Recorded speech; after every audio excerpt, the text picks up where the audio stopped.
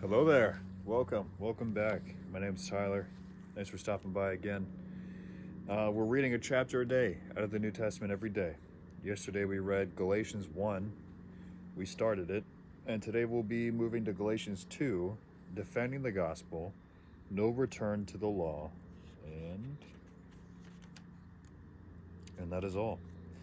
So to give some more context to the Galatians, Paul's letter to the Galatians was a vigorous attack against the, quote, gospel of works and a defense of the gospel of faith. Paul began by setting forth his credentials and so on and so forth. So the context behind his letter to the Galatians is defending this gospel of works because the people of Galatia have been diverting from saved by faith or saved by grace through faith. And he makes a very bold claim, or not a very bold claim, but just an important claim in verse 8 of chapter 1. But even if we or an angel from heaven preach any other gospel to you other than what we have preached, let him be accursed. This applies to the modern day very heavily. I was doing some more looking into Mormonism. I mentioned briefly yesterday about Mormonism. Essentially, from what I gathered, the basis of kind of like the genesis of Mormonism was this individual, Joseph Smith, in America, came across some gold tablet or something with hieroglyphs that only he could decipher, which had a, quote, lost verse of Genesis chapter 50 verse 33, which doesn't exist. I'm going to check right now, but it doesn't exist. But essentially, this lost verse of Genesis contained the foretelling of his coming. Yeah, verse 30, Genesis ends at verse 26, so it prophesied his coming, Joseph Smith, as a great prophet sent by God to deliver a New Testament of Christ, which was inspired or given to him by an angel of heaven. Very fascinating that Paul wrote that if an angel gives you any other gospel, let him be accursed. He wrote this probably 2,000 years before, probably 1,800 years before Joseph Smith received a New Testament of Jesus Christ from an angel. Interesting stuff if you really look into it.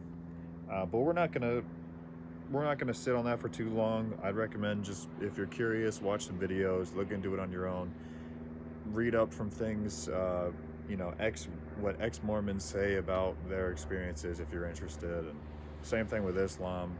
I mean, I said it yesterday. Muhammad was apparently demon-possessed when he received his revelation, which is a huge red flag in my opinion.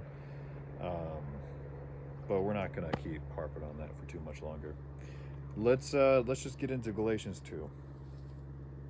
Remember to like, subscribe so we can keep growing. It starts, "Then after 14 years I went up again to Jerusalem with Barnabas, and also took Titus with me." Oh, he's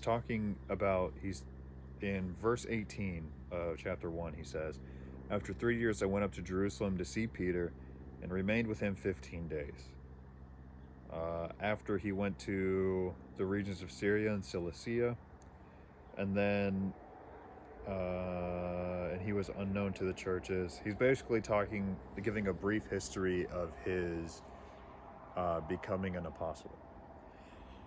"Then after 14 years I went up again to Jerusalem with Barnabas, and also took Titus with me. And I went up by the revelation and communicated to them that gospel which I preached among the Gentiles, but privately to those who were of reputation, lest by any means I might run or had run in vain. Yet not even Titus, who was with me, being a Greek, was compelled to be circumcised. And this occurred because of a false brethren secretly brought in, who came in by stealth to spy out our liberty, which we have in Christ Jesus, that they might bring us into bondage, to whom we did not yield submission even for an hour, that the truth of the gospel might continue with you. But from those who seem to be, whatever they were, it makes no difference to me. God shows personal favoritism to no man, and those who seemed to be something added nothing to me. But on the contrary, when they saw that the gospel for the uncircumcised had been committed to me, as the gospel for the circumcised was to Peter, for he who worked effectively in Peter for the apostleship to the circumcised also worked effectively toward me, in me toward the Gentiles. And when James, Cephas, and John, who seemed to be pillars, perceived the grace that had been given to me, they gave me and Barnabas the right hand of fellowship, that we should go to the Gentiles, and they to be circumcised. They desired only that we should remember the poor, the very thing which I also was eager to do. Now when Peter had come to Antioch, I withstood him to his face, because he was to be blamed.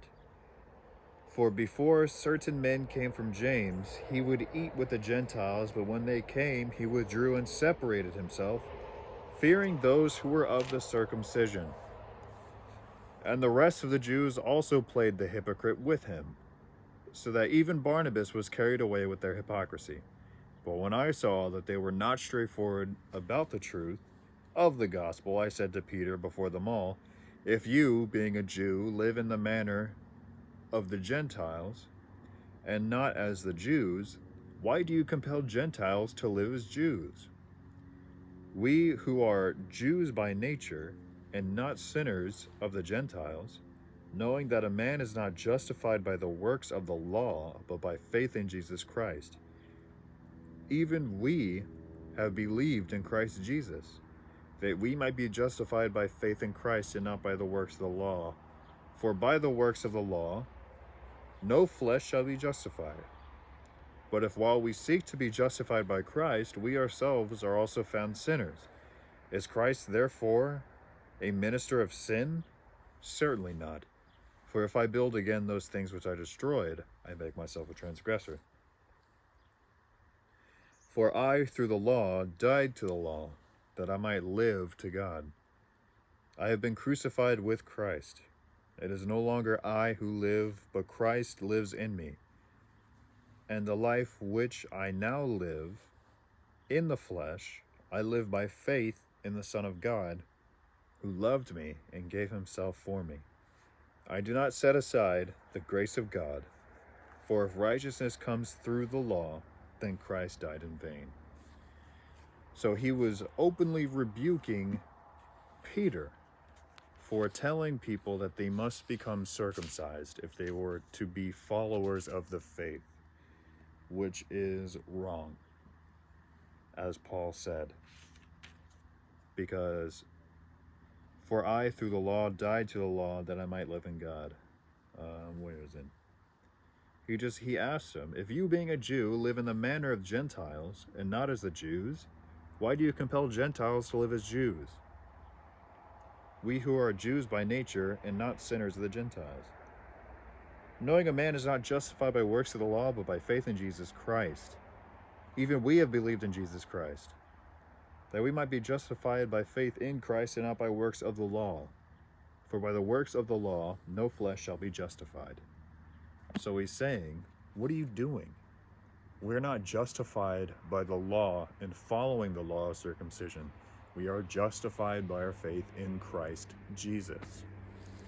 Come on, Peter. That's okay. We all make mistakes. We all must have grace. Oh, brother and sisters.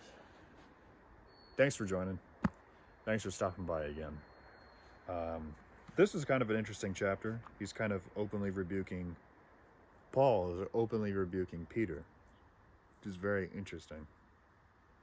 But Peter was also preaching a gospel of works. Not good. We are justified by our faith in Christ Jesus.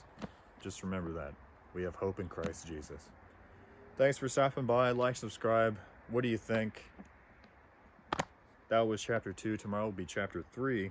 So, until then, we'll see ya.